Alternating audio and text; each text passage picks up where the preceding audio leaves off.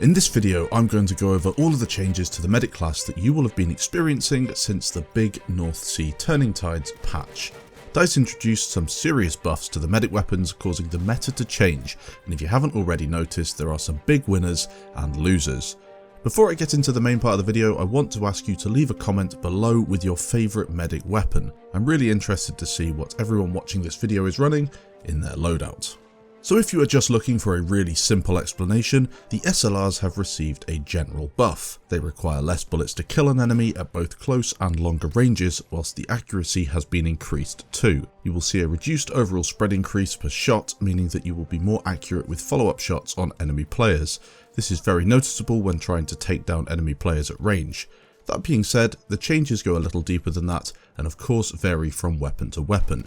Let's take a more detailed look at the close range weapons and see what's what.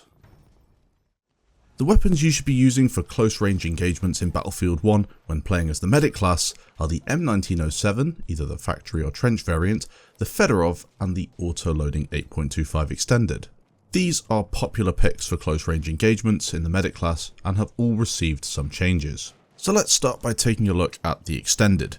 The extended now has a 3 bullet to kill range of up to 22 meters and a 4 bullet to kill range of up to 38 meters. I did a more detailed video looking at the extended a few days back, worth checking out if it's a gun that you intend to use. The M1907 factory has a 3 bullet kill range of up to 38 meters and a 4 bullet to kill range of up to 53 meters.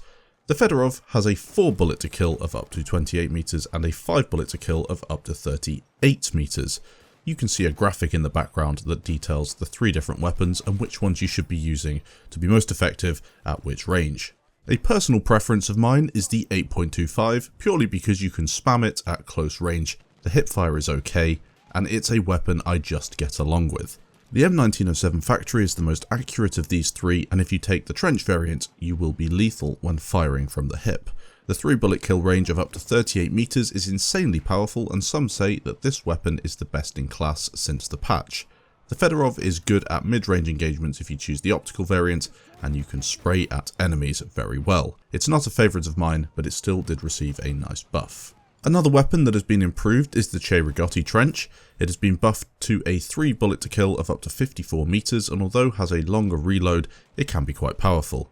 The Farquhar Hill has a 3 bullet to kill of up to 54 meters, up from 38, which in my opinion has made the weapon far better, and even before the patch I regarded it as a great weapon overall. The optical variant of the Farquhar Hill is a gun that I would suggest you try out if you're playing a map that has both medium, close and long range engagements. It can do it all.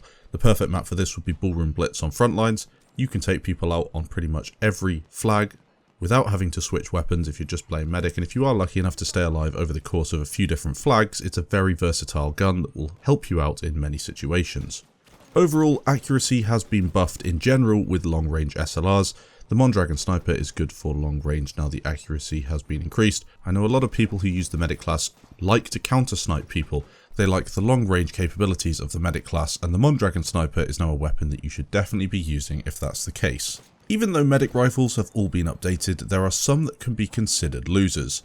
Weapons that maybe didn't get the love that some of the others did, and should certainly not be considered the best. In my opinion, the biggest losers overall in this patch are as follows: the autoloading 8.35, the 1906, the General Lu, and the 1916. The autoloading 8.35 is still fun, but the RSC trumps it. That 2 bullet kill at 70 meters is insane, and the 8.35 just can't compete.